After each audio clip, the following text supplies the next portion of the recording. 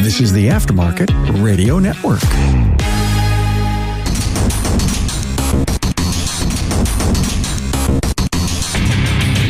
Welcome, everyone, to yet another episode of Diagnosing the Aftermarket A to Z. I'm Matt Fanslow, and hard work may not always result in success, but it will never result in regret. That and more after a word from our sponsors, NAPA Autotech Training and Pico Technology. NAPA Autotech's team of ASE Master Certified instructors are conducting over 1,200 classes covering 28 automotive topics. To see a selection, go to napaautotech.com for more details. Tired of guesswork in your auto diagnostics? Need to pinpoint faults quickly and accurately? PicoScope will turn your PC into a powerful diagnostic tool. See live waveforms from sensors, injectors, and ignition systems. See the problem? Solve it faster. Visit picoauto.com. That's Pico auto.com. A common conversation I've been having lately with multiple people, not just in our profession, but also just friends, people online, friends online, quote unquote friends, I guess, when you get to brass tacks on social media, you have a lot of quote unquote friends that are somewhere on that spectrum, but not necessarily close friends, but a lot of interesting conversations surrounding the term or definition, the definition of success. And it's something, I guess, if you've been listening to this podcast or really anything not anything, but a lot of the interviews or participation in other podcasts or venues I've been in, that I struggle to define success. In talking to a couple of friends, really namely, I was talking to Pedro Delatorre for a while about it. And I got to be careful how I word this, because I'm going to sound like, if not really, really walk the line of, and probably even crossing it. A pet peeve of mine is taking certain physics type of ideas or concepts and trying to apply them to life, like life lessons, right? So I'll probably talk about it a little bit here. I don't want to go too deep, but relativity, Einstein's relativity, either special or general. You may hear people say everything's relative, and they apply it to just everything in life. And that's not true. It's not something Einstein would have ever said. And quantum mechanics, there's something called the observer effect that gets really, really, really abused. And people that use it in the way they intend about the universe not existing without an observer, an outside observer, demonstrates more their misunderstanding of what the concept is rather than what the concept really is. But I'm going to relate success to time. And I don't mean time is we need X amount of time to achieve success or anything like that. I'm going to relate it to more of the physics, if you will, definition of time. And I would really like to just start rattling off stuff, or really special relativity and, inertial reference frames. But that really defeats the purpose of it all, because I'm not trying to just relate them like they are related. The ideas behind them, and I suppose I could just talk about success all by itself and not even bring up time. It's an interesting concept, and it's interesting to think about to me that we start talking. And when I say we, I guess when Pedro and I were really talking about success and all that, what it means to him, what it means to me, what others have said, I kept coming back to the concept of time in my head. And then I rattled it off to Pedro, and he liked it. So if you think this sucks, it's his fault. I'm just kidding. It's my fault. Just a bit of a history lesson. Again, I don't want to go too off the rails with this, but we'll just say before 1900. That's close. Somebody might say 1905. That wouldn't be necessarily terribly wrong, but I think a lot of people are under the notion that time didn't work the way we thought it did. And the way we thought it worked, and we being, I guess I'm throwing all of us together into the scientific community, but the idea of time was that at some point, somewhere, the universe had a universal time clock, something that everybody could reference. And it was the beat to which the universe operated. And Einstein and a few others, but really in his paper with special relativity, he kind of changed that perspective. And it wasn't right away. Don't get me wrong. There's like a whole story about that. Okay. But the reality is that ends up, there is not a universal time. There's only personal time.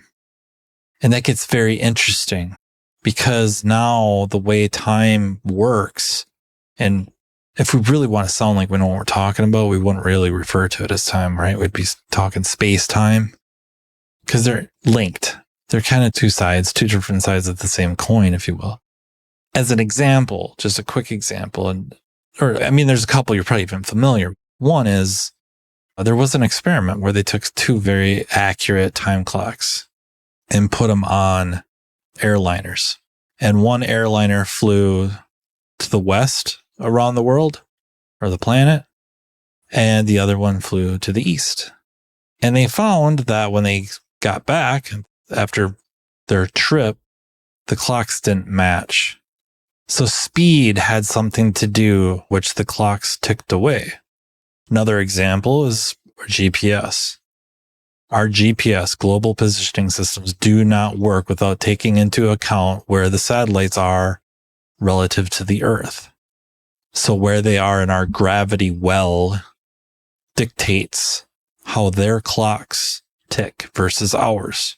And then the final example, I'm sure you have heard, referenced at least, is the twin paradox, where if you have two identical twins and one stays on Earth and the other gets on a spaceship of some sort or spacecraft or whatever, what have you, and travels at high speed, and usually the reference is near speed of light or speed of light, but it would just have to be really, really fast. And I don't mean like what we're used to on Earth fast. I'm talking, even half the speed of light. The individual clocks, the personal time will be different. The one on Earth's clock will tick faster. The other, of course, twin, their clock will tick slower. So when they get back, the twin that was on the aircraft or spacecraft will have aged much slower, much more slowly. And the twin that was on Earth the whole time will have aged quite a bit more. That's an extreme example. So time becomes relative. It's individual. There's almost an individual definition. And when we're on Earth, we kind of all agree because we're such close proximity that we do have kind of an earthbound clock, right? What we agree on is Greenwich time, Greenwich, England. That is kind of like the basis of all of our clocks. Even that will get changed once in a while, right? If memory serves, and I probably should go look it up, there's a tsunami that was so powerful, it actually altered the speed of the rotation of the Earth on its axis. And therefore, they did have to make a slight correction to that clock. Pretty amazing, right? I find that fascinating because now that becomes an interesting correlation in my brain, which maybe I'm alone on this. Probably quite rare number will think of this way, and maybe it's not worth thinking it this way, but I don't know. I like the idea that what is universal success?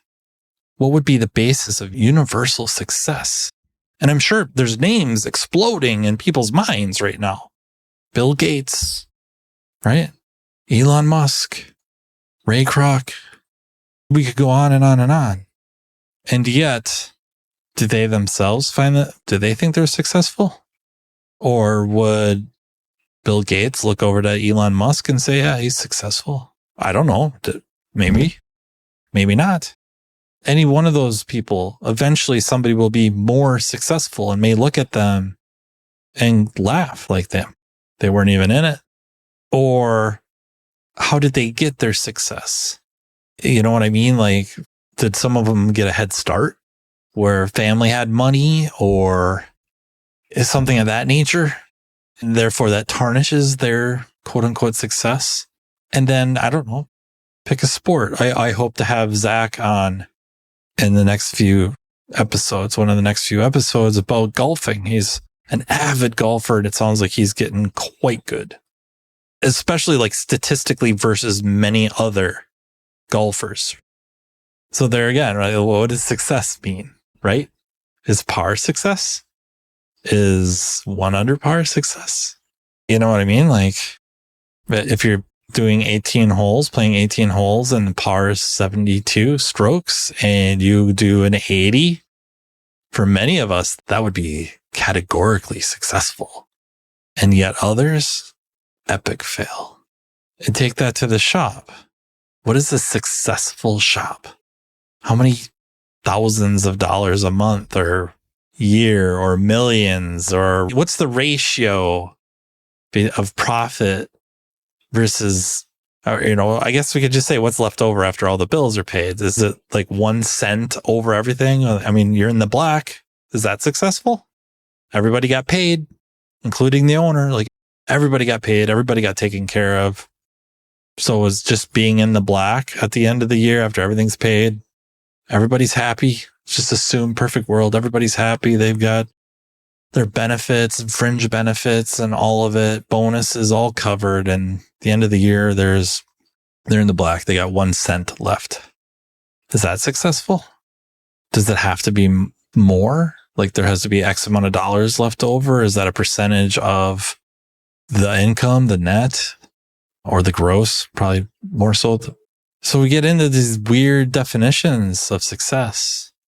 And if I could I don't want to just run out of stuff to talk about with Zach, but if we kind of go back to the golf reference, if you just started playing and you actually, triple bogeyed a par 4, which means you took 7 strokes on something that quote unquote supposed to take 4. Yet all the other times you're double digits. That could be wildly successful. And for many others, if you've been playing for a while or you're used to parring or bogeying, then that's an epic fail. And you see that just with, the shop, that some people would define success as a happy customer. We took care of the customer. They're happy. That's a success. Others, yes, we want that. But did we get it done when we said we would get it done? Did we get it done with the price we quoted? Was the production on that or the efficiency at near or above 100%? And was the productivity of the mechanical or technical specialists working on it? Did they break over 100% production? Because if they didn't, then that's not success. That's, tolerable. We got the car done. Didn't make what we could have. Customer's happy, so they'll probably be back. It's not a big win. We eked out a little bit of a win. And I guess I bring that up because I think you got to be honest with yourself and therefore carve out a little bit of pride for you as an individual of what is success. And starting out by other definitions, it may not qualify, but it's very important that you feel proud of your success, whatever that may be. Maybe it is just getting the job done right. If you're just starting out, yeah, it was only supposed to take so long and you took 3 times that, but it got done. It is right. It didn't come back. Maybe that's a win. Maybe that's something to write down in your journal, which I think, or I feel, should be more common. Journaling. Having a laptop nearby, a tablet, your phone, something. Document. For yourself. And say, you know what? That's the first car I did beginning to end all by myself. Yes, it was supposed to take blah, blah, blah time. And I took blah, blah, blah time. And this is why I think it took blah, blah, blah time instead of blah, blah, blah time. But it's done right. I didn't need any help. I'm going to chalk this up as a big win, but I have work to do, but I'm leaving work with a smile and being able to maintain that a little bit, even if you get shunned, because that's what we do, right? We forgot what it was like when we started. And therefore, conveniently, we never took twice the book time. We never took 3 times the book time. Are you kidding me? What was the context of all that? Like, you grew up in the shop. They didn't, it's like, come on. And then charting improvement. That is yet another success. Improving every time, constant improvement. NAPA Autotech training sessions are being conducted day and night in a town near you. This training caters to every level within your organization, be it a mechanical assistant, a mechanical specialist, a technology specialist, or a driver safety calibration specialist. Imagine a one-stop shop training partner in NAPA Autotech that will lead your team to a path to greatness. Autotech's entry-level Build-A-Tech classes convert the untapped potential of your new hires into money-making mechanical specialists. Autotech's higher-level tech update classes introduce specialists to the world of ever-changing technologies, which prevents your shop from getting technologically stagnant. Remember, if you're not moving forward, you're falling behind. And, turning to the front of the store, the Autotech Service Advisor class is an awesome way to hone your client advocate skill set, ultimately benefiting the customer through an improved vehicle repair experience. But it doesn't stop there. Imagine an electric vehicle class that takes your specialist well past the mundane, yet necessary safety topics. Well, it's here. Autotech's EV Ready training is a week-long curriculum that takes participants through a hands-on experience involving hybrids and electric vehicles. The session kicks off with the use of PPE and proper tooling while touching on required OSHA regulations. Then, the students dive into the lab vehicles to gain knowledge of the common high-voltage components on EV and hybrid vehicles and their function. Attendees will be taken on a path exposing them to different electric vehicle manufacturers to compare component form and location. Additionally, information about Level 1 and Level 2 charging systems will be included, along with a quick look at DC to DC charging. The operation and maintenance of subsystems are explored, including the different modes of Tesla operations, and so much more. So what are you waiting for? Commit to taking your business to the next level with NAPA Autotech training. Is your shop ready for the electric vehicle revolution? Don't get left behind. The Pico EV Kit is your all-in-one solution. Diagnose any electric or hybrid vehicle, from high-voltage batteries to complex communication systems. With guided tests and pinpoint accuracy, you'll tackle more jobs and boost your bottom line. This isn't just a tool, it's your future. Be the expert in EV repair. Visit picoauto.com to future-proof your shop today. That's PICOauto.com. So I think where I went with the physics of it, individual time, personal time, there's also personal success. Yeah, we have to consider the shop's idea or leadership's idea of success too. And leadership, I think, needs to do a much better job of charting out a little bit. I'm not saying it's got to be just all freaking diagrammed, but you can have a little bit of a chat with somebody about where you want them to be and when. Meaning, the first example of somebody taking, 3 times the book time to do whatever job, and being very honest with them and ourselves, or yourself. Why did it take that long? Was it really all them? Was it an experience? Were they set up to succeed and meet the time or get whatever close to the time? Everybody's shop's kind of different.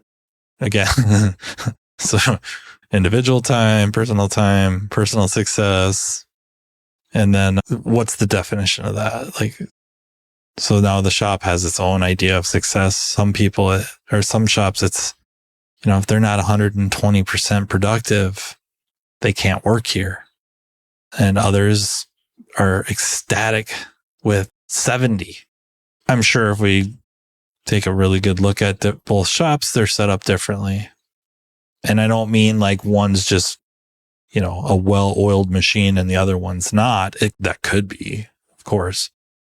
But honestly, it could be just the nature of the work. There's a lot of stuff that goes on with that. So ultimately, what is the shop or management's decision as to what is successful, and then is it built to perpetuate that.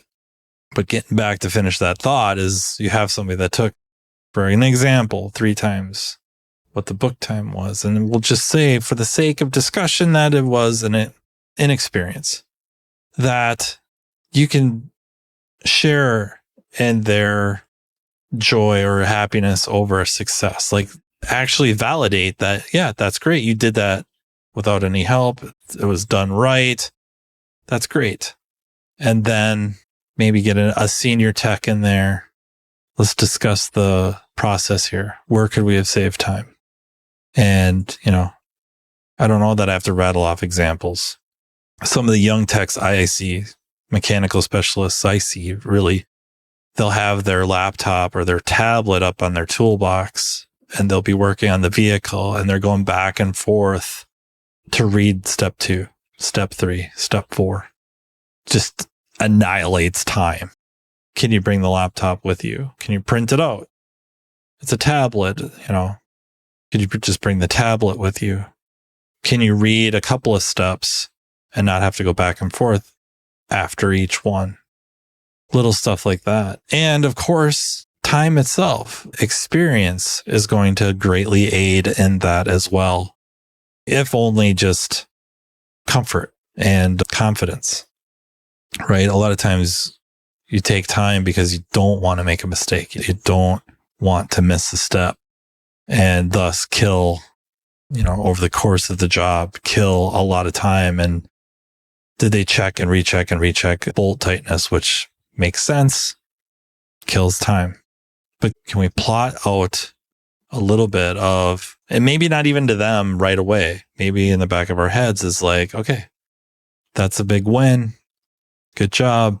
And now in the back of our head, it's like, okay, I'd like to see the time start dropping and improvements made. And what kind of an improvement would be expected? And again, not like it's into what's the nature of the job, and can we all agree at least, fuzzily, I think that's a word, fuzzily, the difficulty of the job, the difficulty of the service, and are they on their way to success? And are they put in a position to succeed? And are they aware of that? Are they aware of the shop's definition or management's definition of success? Because it's different. It's different from shop to shop. It's different from individual to individual. And I guess maybe starting to wind this thing down, there's got to be some communication on what everyone's definition of it is, and then the path to it, while also having a little bit of the ability to take some pride or be proud of yourself with successes. Don't shortchange yourself. You got it done. That car that was just murdering, whatever the problem was, some battery parasitic drain was absolutely slaying you. And you end up spending a lot of personal time, a lot of weekends, popping in, staying late, coming in early. You finally got it figured out. We'll just assume for the sake of argument, it ends up being something quote unquote simple. You just missed it. That you don't go overboard with berating yourself. Like, take some solace in the success. And then, of course, with everything, there's something to be learned. And that, again, I think makes success a kind of a relative statement, because I think we all kind of buy into there's very little to learn from a win or a complete victory, doing something perfect. There's not a lot to take away from that. The failures, the hiccups, the missteps, that's where the learning comes in.